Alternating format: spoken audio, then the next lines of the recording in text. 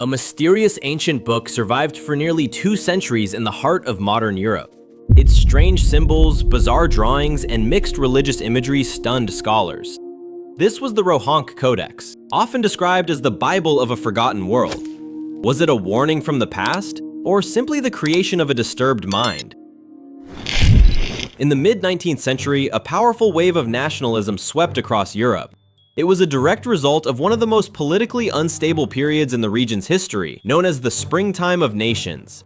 From this point on, democratic and liberal revolutions broke out, aiming to destroy old monarchies and form independent nations. Lost medieval manuscripts began appearing again and again, sparking a frantic hunt for historical relics everywhere. Taking advantage of this profitable market, Samuel Literati Nemes, a collector of antiquities from Transylvania, opened his strange antique shop in Buda in 1835. Inside, he sold all kinds of items: coins, old books, manuscripts, paintings, and even fossil bones. Everything was meant for wealthy Hungarian nobles. One of his most notable customers was Count Gustav Battagny, owner of a massive collection of more than 30,000 books. But Nemes was not only a patriot, he was also a bold and eccentric character.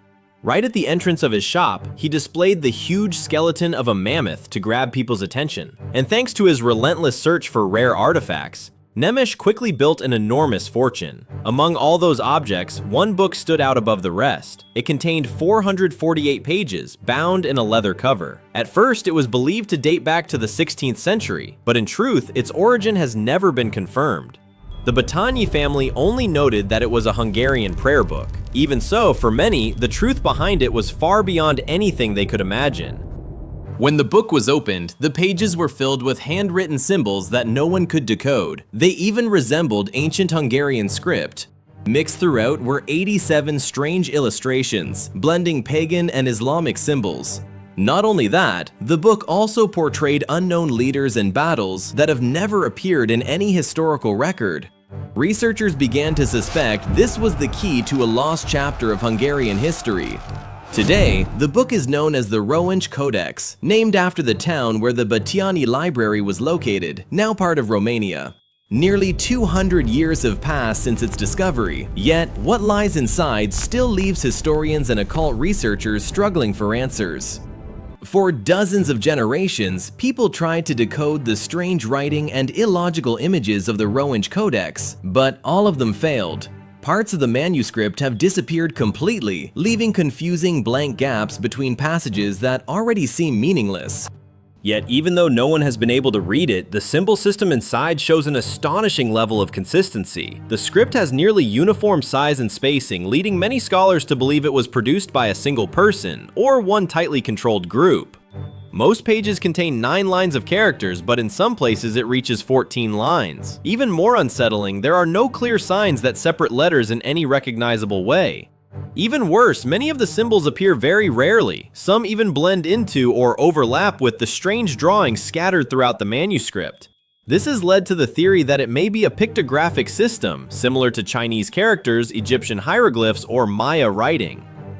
However, some pages also contain familiar Latin letters, yet they don't connect to the rest of the text at all. Researchers have also argued over the reading direction. Should it be read left to right like Western scripts, or right to left like in certain Eastern traditions? Some theories even suggest the symbols must be read from bottom to top, or the entire manuscript must be turned upside down. Every attempt to link these ancient-looking symbols to Hungarian, Indian, or Arabic cultures has reached a dead end. Other scholars insist it is not a real language at all, but a cipher deliberately created to hide whatever meaning lies inside.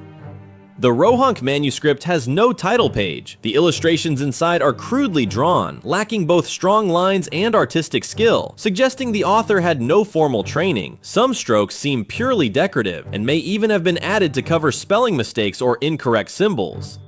Most notably, at the bottom of many pages, a faint watermark can be seen, an anchor inside a circle with a star above it. This is a well-known mark of paper associated with Venice in the first half of the 16th century. However, this material may also have been used in later periods, or even copied, since it became so widely popular. Alongside this, there are drawings that look like familiar biblical scenes: the crucifixion of Jesus, King David praying, Abraham sacrificing his son, and the adoration of the Magi, along with many other religious events.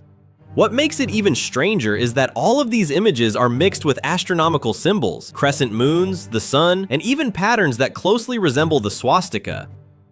Could this be a remaining trace of a lost civilization, where Christianity, Islam, and pagan beliefs once lived side by side in peace? Or did those three faiths merge into an entirely new ideology, only to be buried by history forever? An even bolder theory suggests that this collection of multi-religious symbols is actually a coded system meant only for a chosen few, those with the ability to read the hidden meaning beneath every line and shape. The mystery of the Rohonc Codex has fueled debate among academics and researchers for more than 2 decades.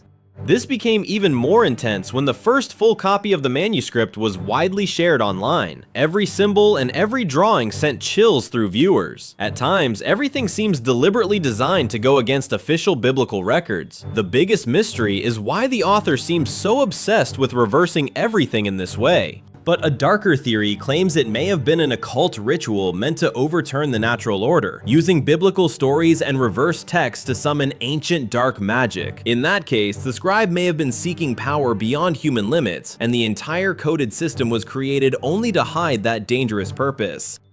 There is also a theory about the existence of a lost paradise, a place where a single harmonious religion once existed, covering Christianity, Islam, and pagan beliefs, living together peacefully in medieval Hungary.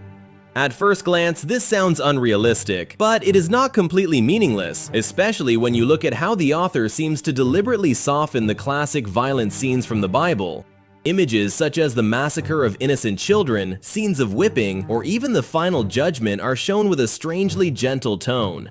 Even in the crucifixion scene, Longinus, the soldier who thrust the fateful spear, is no longer portrayed as a cruel executioner. Instead, he kneels beside Jesus. No blood flows from Christ's body. It is completely different from medieval art, which usually highlights pain and death. The manuscript seems to sympathize with Longinus rather than condemn him. Another striking detail is that although there are many images of hell, there is absolutely no figure of demons. This is extremely unusual because Christian art of that time was filled with devil imagery. This could be a clue that the author lived in an isolated cultural environment, cut off from the outside world.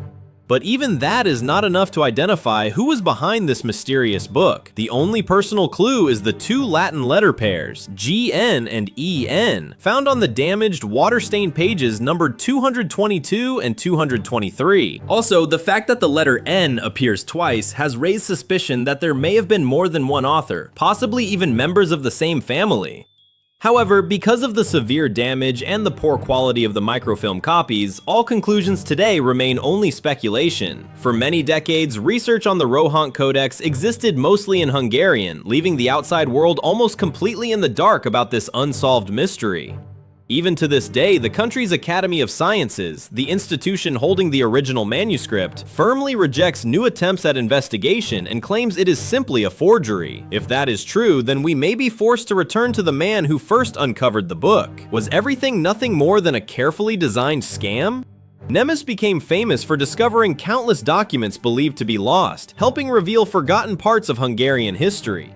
Starting from Transylvania, he traveled through small villages, then moved on to Wallachia, Croatia, and Moravia in search of antiques. Nemes consistently ignored academic opinion and placed absolute trust in his own instincts.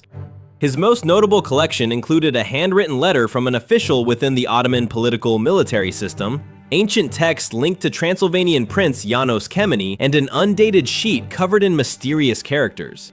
More importantly, Nemes claimed to have uncovered many artifacts connected to Hungary's earliest origins. Among them was a wooden book containing a prayer text from the time of King Andrew, as well as an illustrated chronicle of Hungary. Nemes's non-stop good luck in his hunts amazed collectors, historians, and linguists alike. Many of these artifacts seem to reveal unknown parts of Hungary's past, unknown people, strange languages, and forms of writing never seen before. But these materials also contained a large number of crude drawings, lacking technique, almost as if they were made simply to fill empty space. In 1866, 24 years after Nemes died, the scholar Károly Szabó declared that all of these documents were fake. According to him, they were produced in a secret back room of the antique shop that Nemes ran. When analyzing the wooden book from Turk, Szabo found that the words inside did not exist in the period Nemes claimed. The ink and the letter forms clearly showed traces of the 18th century, not the 14th century as originally stated. This discovery triggered a large-scale investigation into other artifacts that Nemes had presented. As a result, at least 23 of these items were confirmed to be forgeries and were completely removed from many museum collections. The Hungarian Scientific Library, where the Rohonc Codex is kept, even labeled it as Nemes's forged work. To this day, most Hungarian historians and linguists still accept that verdict with little doubt.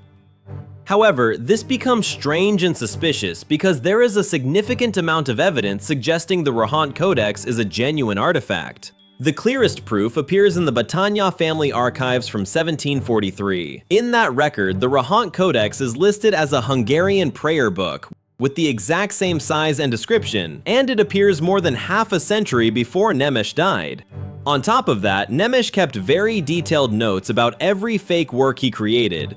Yet he never mentioned the Rohonc Codex even once. The massive scale of this mysterious book is also at least 10 times larger than any fraud Nemes ever attempted.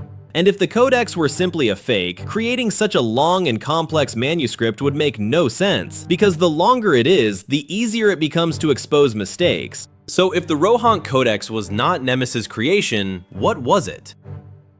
Not long after the manuscript was donated to the library in 1838, the Hungarian language historian János Jerny became the first person to seriously attempt to decode the Rohonc Codex. He carefully examined every page, noted ink scratches, and confirmed that the paper truly matched Venetian production from the 16th century. Based on the drawings inside, a theory was formed that the Codex had a Christian nature. He also suggested the manuscript may have been written by the Tatars, Asian settlers who once lived in Hungary and converted to Christianity. From a linguistic point of view, Jerny suspected the text might belong to a lost Asian language once used by that group. But these were only early guesses. The next decoding effort came from another eccentric figure named Samuel Nemenyi.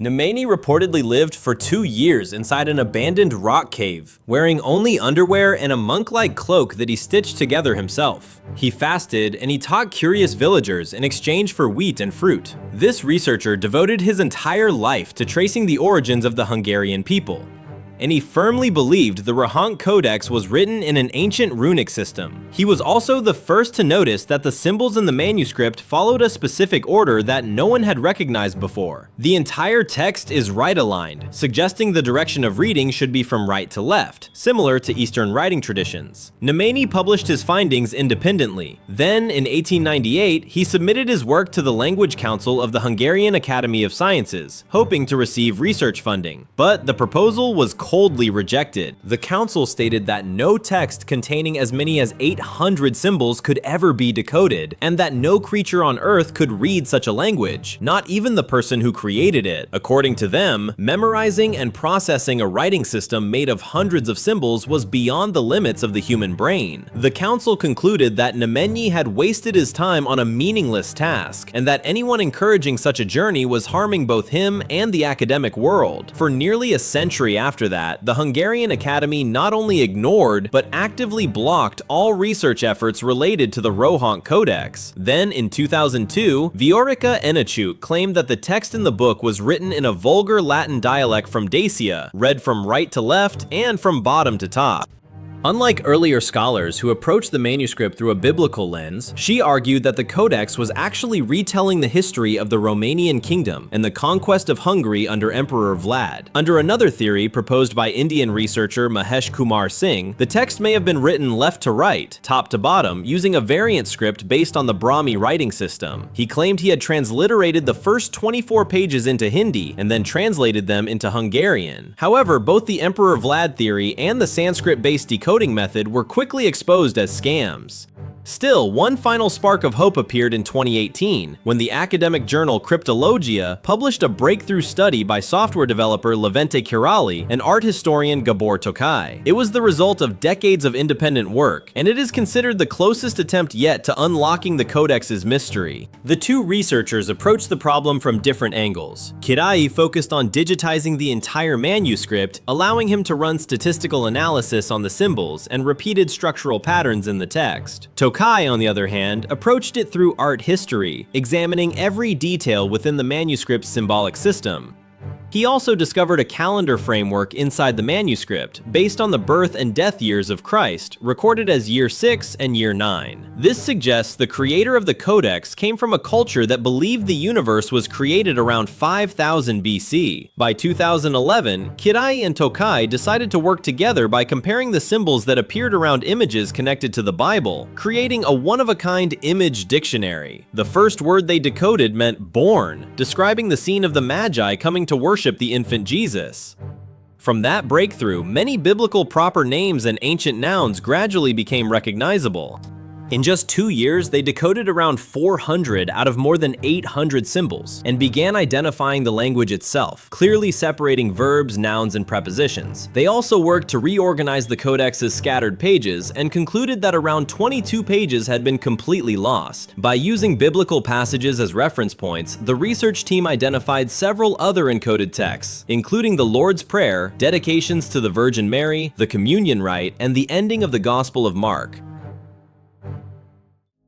However, both Kirai and Tokai admitted their work remains incomplete and that the Rohonc Codex may never be fully decoded due to the many unresolved problems. If the book is truly only a prayer book, then why would it require such a complex coding system? And why are familiar religious images distorted in such confusing ways? The Hungarian Academy of Sciences' firm refusal to accept the manuscript's authenticity also raises serious questions. Are the missing pages of the Rohonc Codex hidden somewhere inside the Battaniani archives? Or were they deliberately concealed to cover a truth humanity still isn't brave enough to face? And that's all for today's video. Thank you for watching until the end. Goodbye and see you next time!